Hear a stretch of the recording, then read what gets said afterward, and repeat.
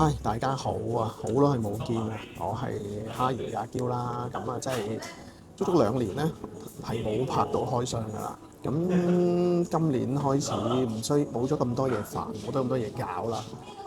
冇咗咁多嘢要處理咧，咁可以專心拍翻開箱啦。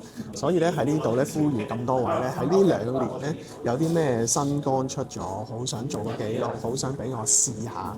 又或者咧，你哋買啲咩新歌咧，好感恩你哋希望可以咧聯絡我啦，咁俾我咧就即係拍一條開箱片啦。咁希望呢條開箱片咧可以記錄下呢支歌究竟咧佢喺香港區啱唔啱用啦。好嗱，我片頭都有講啦，究竟咧94H 嘅歌咧喺香港用唔用得到咧？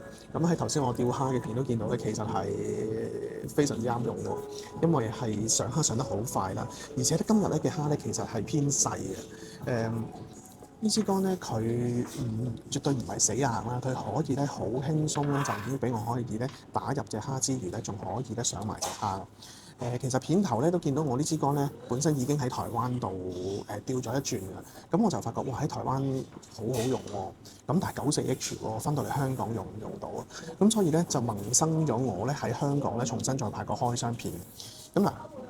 再介紹多一次啦，嗱呢支咧係 MLS 出嘅Speed 啦210啦，咁我呢支叫 V4，咁係94H 嚟嘅，咁我係揀翻係用粉紅色嘅，咁其實佢係有分93H 同94H啦，咁93H 有支紫色都好靚，咁嗰支紫色我喺台灣都用過，咁啊兩支用完之後我就發覺，好似呢支粉紅色好似打蝦更加快，力度更加即係傳送得更加好，咁所以我就喺台灣買咗翻嚟啦。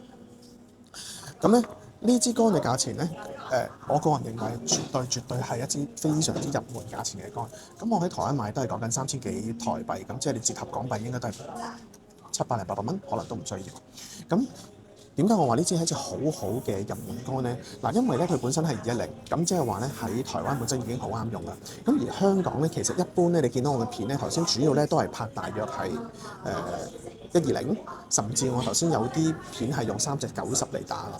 咁咧呢支竿佢本身咧其實已經係做晒縮口啦，去做埋個尾塞㗎啦。咁如果以前啲人咧，或者係以前買竿咧，可能咧佢本身係冇做到4尺3尺，即係12090嘅話咧，我哋係要重新再做多個尾塞去令到佢可以縮短，仲要揾人去再做縮口。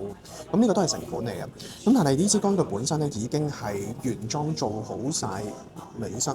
做好晒縮口，咁即係買一支竿，基本上你喺香港，甚至你過去台灣釣蝦嘅時候咧，已經可以用得到。咁所以我覺得呢支竿非常之適合。如果你話我啱啱開始釣蝦又唔知邊支好嘅話咧，呢支 Speed 210 V4 係絕對可以試下。咁嗱，除咗呢一個V4 之外啦，咁其實咧佢哋今次咧都亦出咗